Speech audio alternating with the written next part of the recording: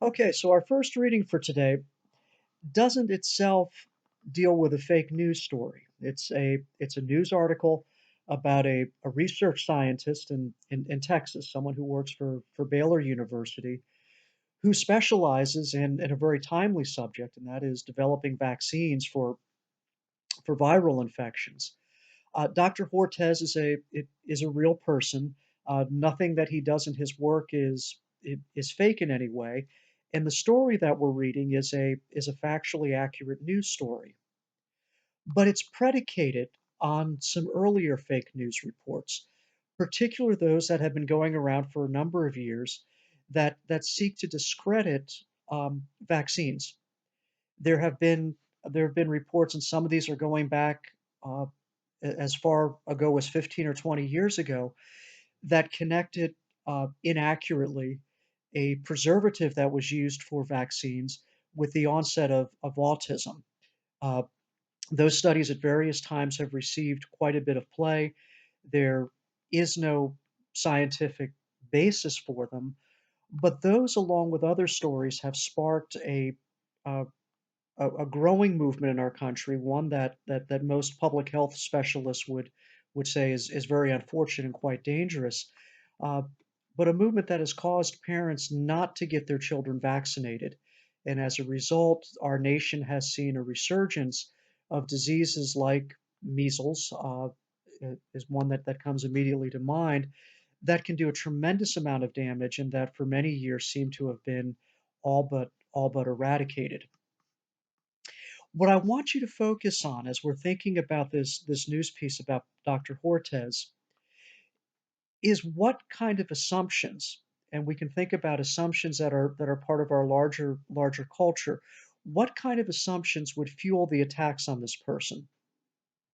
What is it that would cause people to be suspicious, that would cause them to be distrustful of somebody who by all appearances is just a hardworking scientist who seems to have a genuine interest in finding ways of preventing people, especially people in poor developing nations, from developing diseases that would be life threatening. Why is it that he becomes a target? What is the fuel behind that hatred?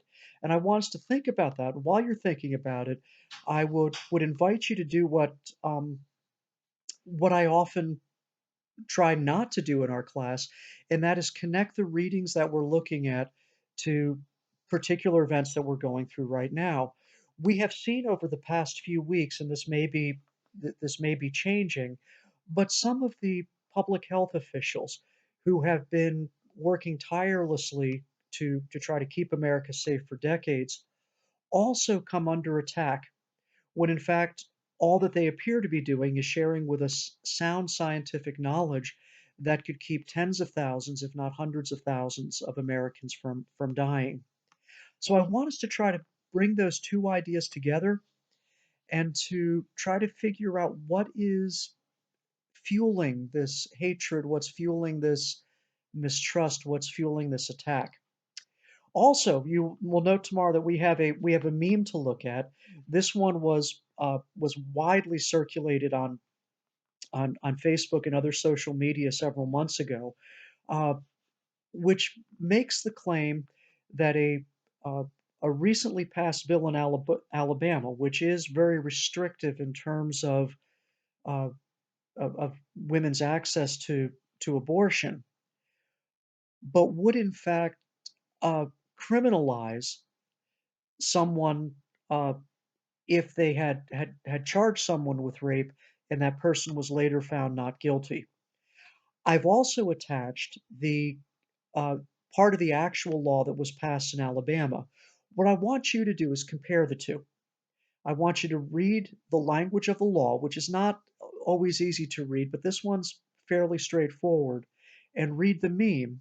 And I want you to comment on our discussion board about what the meme gets wrong. It, in fact, is not accurate at all, but I want you to find what's inaccurate about it. You'll have to do a little bit of digging, you'll have to do a little bit of looking, but that's going to be our work for tomorrow. And as we wrap up our discussion board discussion tomorrow, We will also talk a little bit more about what we need to do as we get ready for these papers and get ready for the student conferences coming up. Okay, everyone, look forward to seeing you tomorrow. Take care.